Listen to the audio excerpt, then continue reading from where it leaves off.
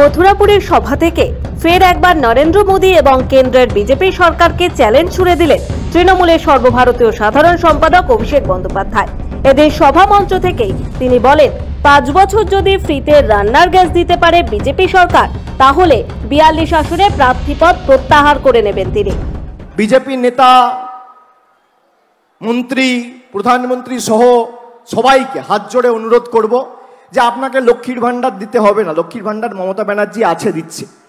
আপনারা পারলে খালি ১,০০০ টাকার গ্যাসটা ফ্রি করে দিন। অভিষেক ব্যানার্জি মঞ্চ থেকে কথা দিয়ে যাচ্ছে, এই মঞ্চ থেকে, যে একটা নোটিফিকেশন করুক কেন্দ্রের সরকার এবং মানুষকে কথা দিক আগামী ৫ বছর ১,০০০ টাকার রান্নার গ্যাস আমরা ফ্রিতে দেবো। ৪২টা লোকসভা কেন্দ্রে আমি প্রার্থী তুলে নেবো, এত বড় কথা বলে দিয়ে গেলাম। এর আগে ১০০ দিনের প্রকল্প নিয়ে মোদী সরকারকে চ্যালেঞ্জ ছুড়েছিলেন তৃণমূলের অভিষেক।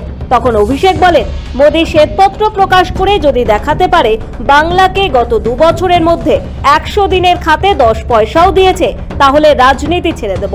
অভিষেকের বেঁধে দেওয়া এই সময়সীমা ইতিমধ্যে অতিক্রান্ত। ২ সপ্তাহ পরেও এ ব্যাপারে বিজেপির তরফ থেকে কোনো শ্বেতপত্র প্রকাশ হয়নি। ওই প্রসঙ্গ টেনেই শনিবার মথুরাপুরের কর্মী সভা থেকে বিজেপিকে আরো বড় চ্যালেঞ্জ ছুড়ে দিলেন অভিষেক। পর্যবেক্ষকদের মতে এদিন বিনামূল্যে রান্নার গ্যাস সরবরাহের চ্যালেঞ্জ ছুড়ে বিজেপি স্নায়ুচাপ বাড়ানোর চেষ্টা করেছেন তৃণমূলের সর্বভারতীয় সাধারণ সম্পাদক। এখন দেখার বঙ্গ সফরে এসে এর জবাবে কি বলেন মোদী শাহরা। ব্যুরো রিপোর্ট, সময়, কলকাতা।